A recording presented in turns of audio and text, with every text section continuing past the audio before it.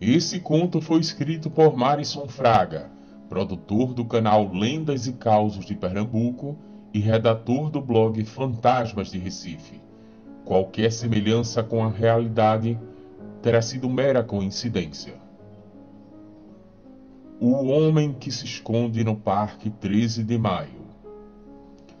O Parque 13 de Maio, localizado no coração do Recife, sempre pareceu tranquilo durante o dia, com as suas árvores altas e antigas, bancos desgastados e o murmúrio suave do vento entre as folhas.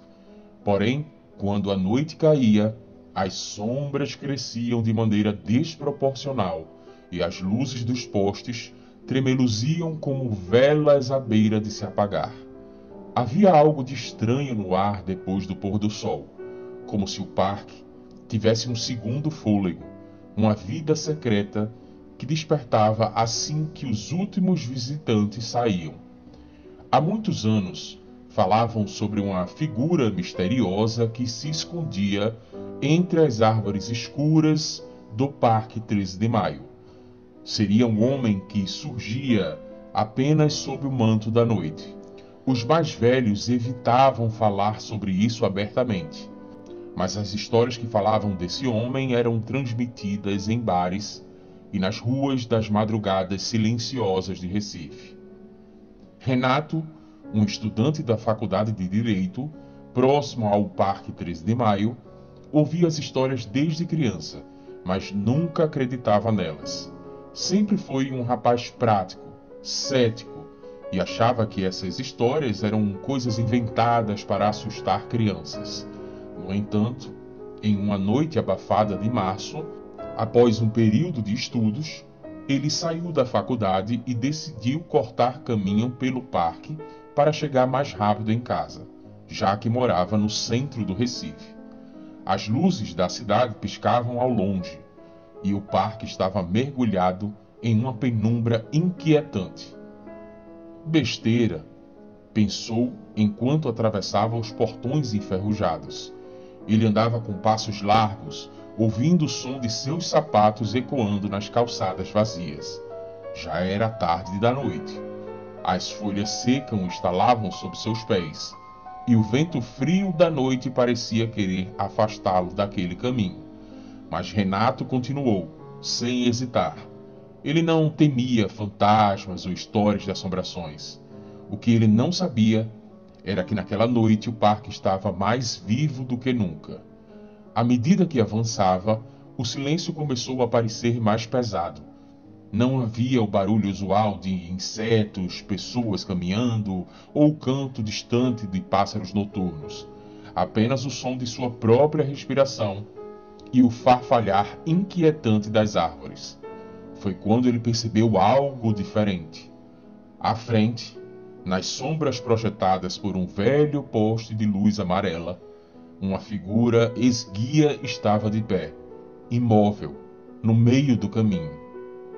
O poste, vacilante, lançava uma luz fraca e trêmula sobre o corpo da figura, tornando-a quase irreal. Renato parou de súbito. Seu coração disparou, mas ele rapidamente se controlou. Deve ser um pedinte ou algo assim, pensou, tentando se acalmar. Mas algo estava errado com aquela silhueta. O homem parecia ter saído diretamente das sombras, como se fosse uma extensão da própria escuridão.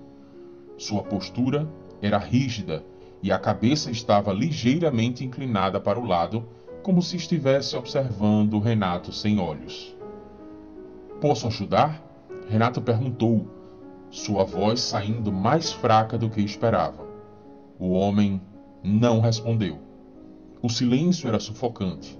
O vento parou e, por um breve momento, Renato teve a sensação de que o tempo havia congelado. O homem, ou o que quer que fosse, finalmente se mexeu, mas não da maneira que um ser humano normalmente se move. Seu corpo parecia dobrar-se de uma forma antinatural, como se os ossos não estivessem no lugar certo. Lentamente, ele começou a caminhar em direção a Renato. Cada passo provocou um som úmido, como se os seus pés estivessem deslizando sobre algo viscoso. Renato recuou, mas suas pernas estavam pesadas, como se o medo tivesse fincado suas raízes em seu corpo. Ele tentou falar, mas as palavras se perderam em sua garganta. O homem continuou a avançar. Seus olhos, se é que tinha olhos, permanecendo ocultos sob o capuz de um manto que parecia fundir-se com a noite. Foi então que Renato notou. Ao redor da figura, as sombras pareciam se mover por conta própria, contorcendo-se como serpentes, dançando de maneira errática em torno dele. O ar ao redor estava denso, com um odor metálico muito semelhante ao que é sentido nos necrotérios durante as aulas de medicina legal. Era um odor parecido com sangue. O homem se aproximou mais, até estar a poucos metros de distância. E então, do vazio sob o capuz, surgiu um som. Um gemido baixo, gutural, como se viesse das profundezas de uma caverna escura e fria. O som foi crescendo até se transformar em uma risada rouca e distorcida que parecia ecoar por todas as direções. Era uma risada macabra que ressoava nas árvores e nos bancos abandonados. Renato finalmente conseguiu se mover, mas seu corpo estava em pânico. Ele girou nos calcanhares e começou a correr, sentindo um peso do olhar daquela coisa queimando nas suas costas. O parque, que antes parecia pequeno e inofensivo, agora se estendia infinitamente à sua frente. Cada árvore, cada sombra parecia estar viva, tentando agarrá-lo, retardá-lo, segurá-lo. O som dos passos através dele continuava, lentos e pesados, mas implacáveis. Quando finalmente alcançou os portões do parque, Renato não se atreveu a olhar para trás. Ele sabia que, se o fizesse, veria o homem ali, parado, observando e esperando pacientemente por sua próxima oportunidade. Durante semanas, Renato não conseguiu dormir. As sombras em seu quarto pareciam se mover à noite, e ele podia jurar que, nas madrugadas mais silenciosas, ouvia a mesma risada macabra. Começou a evitar o Parque 13 de Maio, e mesmo durante o dia, ele sentia um peso sombrio vindo das profundezas. Mas o pior veio quando ele descobriu, por meio de uma antiga moradora das proximidades do Parque 13 de Maio, a história verdadeira. Décadas atrás, um homem havia sido encontrado sem vida naquele parque. Seu corpo estava desfigurado, como se algo o tivesse rasgado de dentro para fora. As autoridades nunca descobriram o que aconteceu, mas os moradores da região diziam que, desde então, uma figura sombria vagava por entre as árvores, buscando companhias para o seu sofrimento eterno. Renato nunca mais voltou ao parque. Ele se mudou para outro bairro, tentando deixar para trás a lembrança daquela noite. Mas, em alguns momentos, ao caminhar pela cidade, ele sente sempre à distância uma presença. Um homem escondido nas sombras, esperando o momento certo para reaparecer. E quando ele ouve aquela risada baixa e arrastada ao longe, ele sabe. O homem misterioso do Parque 13 de Maio ainda o persegue.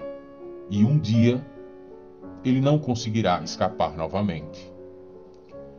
Esse conto foi escrito por Marison Fraga, produtor do canal Lendas e Causos de Pernambuco e redator do blog Fantasmas de Recife. Qualquer semelhança com a realidade terá sido mera coincidência.